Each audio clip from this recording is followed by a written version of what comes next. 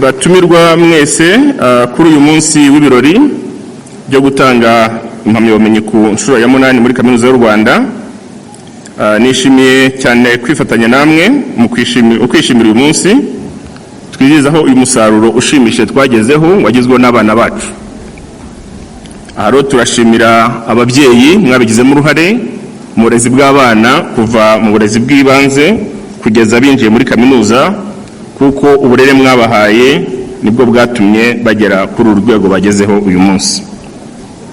Duteraniye uyu munsi kandi twishimira ko abanyeshuri basaga 5700 bize neza bagatsinda bakagera ku rwego rwo guhabwa impamyabumenyi mu byiciro bitandukanye muri kaminuza y'u Rwanda. Ndagira ngo nshimire cyane abanyeshuri barangije amasomo kubera umurava biganye amasomo yabo, bakaba babashije kuyanoza nubwo banyuze mu bitoroshye bya COVID-19 twese igihugu cyanyuzemo n'isi yose, ariko mwakoze uko mushoboye. Turabifuriza rero banyeshuri bacu barangije kaminuza ishya n'ihirwe mu buzima bwo hanze y'ishuri no mu mirimo itandukanye muzakorera igihugu cyacu.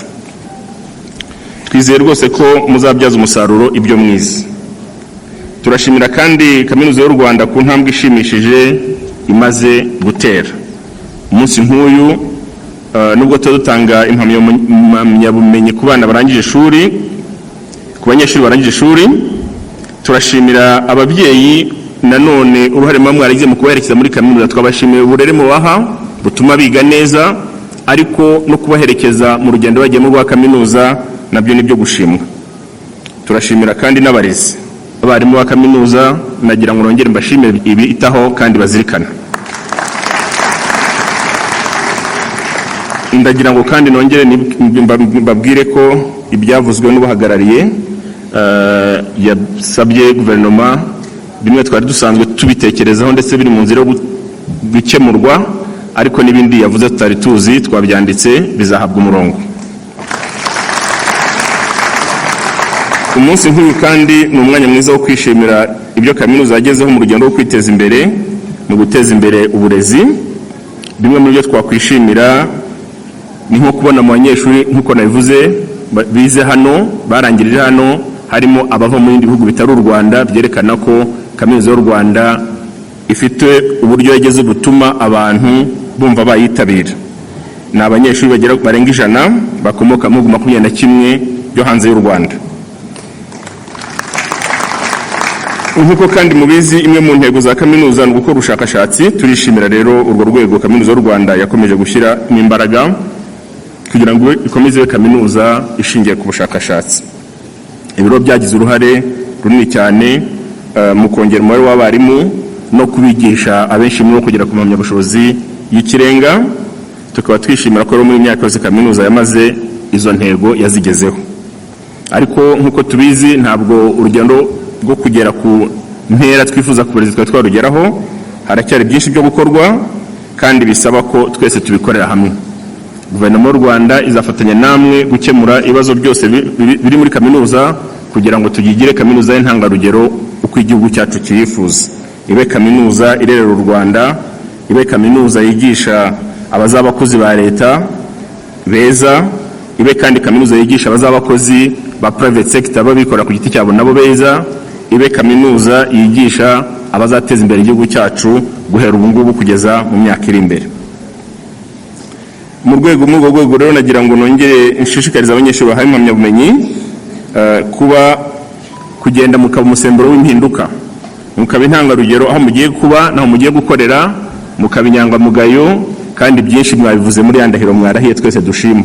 Indahiro yanyu mu by'ukuri uko twabumvishe ikubiyemo impanuro zose twagombye kuba tubaha uyu munsi, izo mwagombye kuba muhabwa n'abarimu n'abarezi banyu, nizo mwagombye kuba muhabwa na guverinoma, mwazirahiye kandi mwazivugiye. Tukaba tubasaba kugira ngo ubuzima bwanyu buri imbere nyuma y'amashuri buzashingire kuri ya ndahiro, hanyuma byose bizagende neza. Ndagira ngo nongere nshimire cyane byimazeyo abarimu ba kaminuza, abakozi bo muri administration ba kaminuza bafasha kugera ku nshingano zabo. Nashimira cyane abanyeshuri biganye umurava, nkaba mbatumiye ngo muze mudusange dukorere igihugu duteze imbere igihugu cyacu haba mu bakozi ba leta no mu bigo byigenga. Murakoze cyane, mugire umunsi mwiza.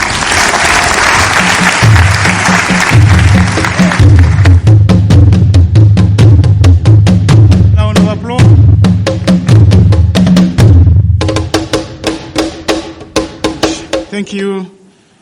By virtue of the powers vested in me, I hereby declare this congregation of the 8th graduation ceremony of the University of Rwanda adjourned. Right Honorable Prime Minister, with all due respect, I invite you to address the graduates, parents, the university community, partners, and friends. Welcome.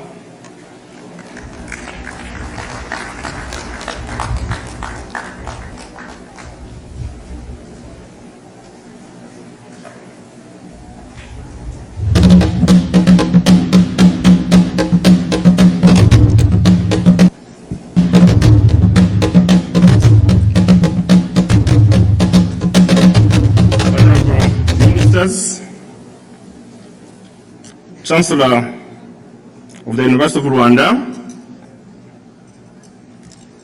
Chairman of the Board of Governors of the University of Rwanda, members of the Board of Governors,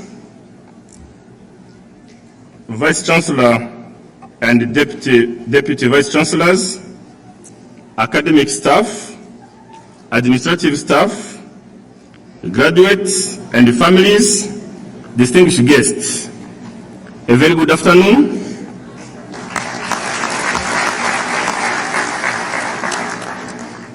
I am delighted to join you today on this special occasion of 8th graduation ceremony of the University of Rwanda. I would like to start by congratulating all our graduates for this important milestone in your academic journey.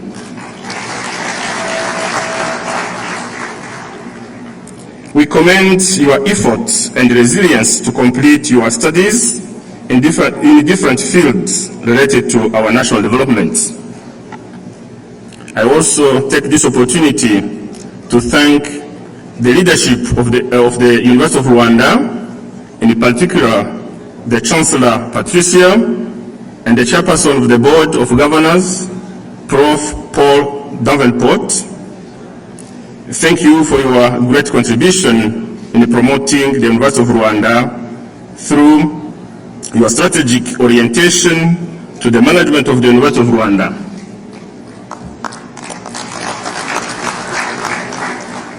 Your dedication to the vision of University of Rwanda will remain a long-lasting legacy for all its community members. I also express my deep appreciation to all academic staff for guiding our students through their studies, research, for providing appropriate skills and necessary mentorship.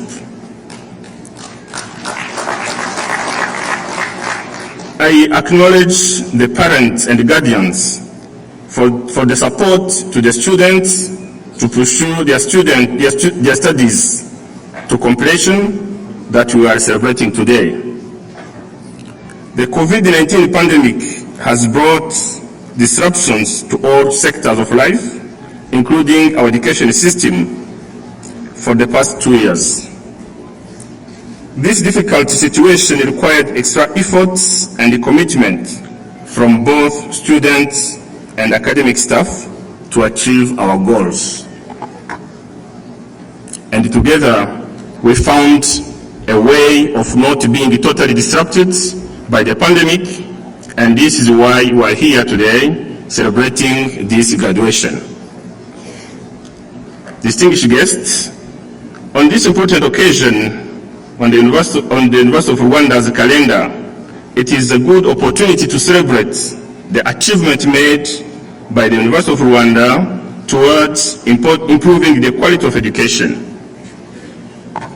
We are happy to hear that more than 100 students from 21 countries across the globe are graduating today with us, And this is a testament that the University of Rwanda has strengthened its capacity to even attract international students.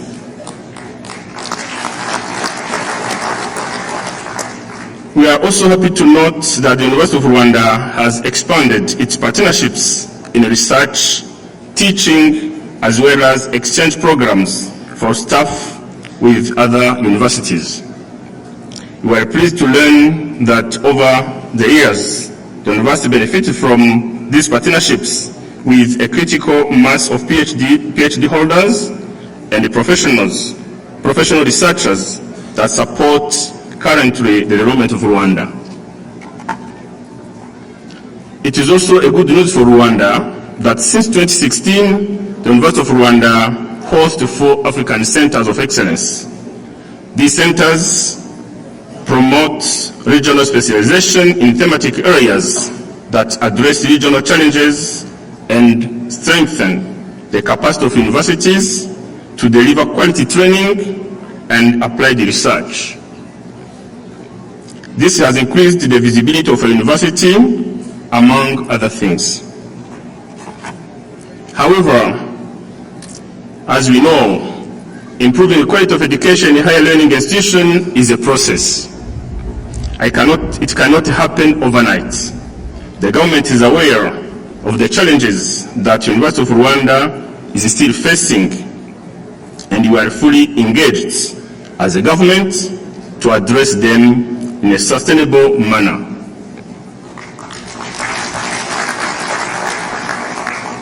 In this regard, to assess the magnitude, since September 2022, the government of Rwanda has embarked on a comprehensive assessment of the University of Rwanda. This assessment that aims at improving the quality of education at UR will inform us about additional reforms required to improve the performance of our university. Some of those reforms will lead to improve the funding model of the University of Rwanda and making it more efficient and sustainable. This assessment will also devise modalities of rationalization of the asset of the university, efficiency in management of campuses, and their rationalization. It will also deal with other different aspects leading to improvement of quality of education for our students. The government of Rwanda is committed to continue supporting the University of Rwanda to fulfill its mission of improving the quality of education and transforming the University of Rwanda into a research-led university. This is our priority because we all recognize the critical role of research in generating innovation-based solutions. Dear graduates, I'm confident that you have been well prepared and equipped with relevant skills, knowledge, and values for the life ahead. It is now your time to impact and transform lives in your communities. Be agents of positive change by upholding the ethical values acquired from this university. As I conclude, I once again congratulate all of you graduates, majority of you being youth, for your achievement. As the future public servants and the private sector employees, we expect you to contribute to the national development. To achieve this, you must uphold integrity and the other ethical values. I wish you joyful celebrations and success in your future undertakings.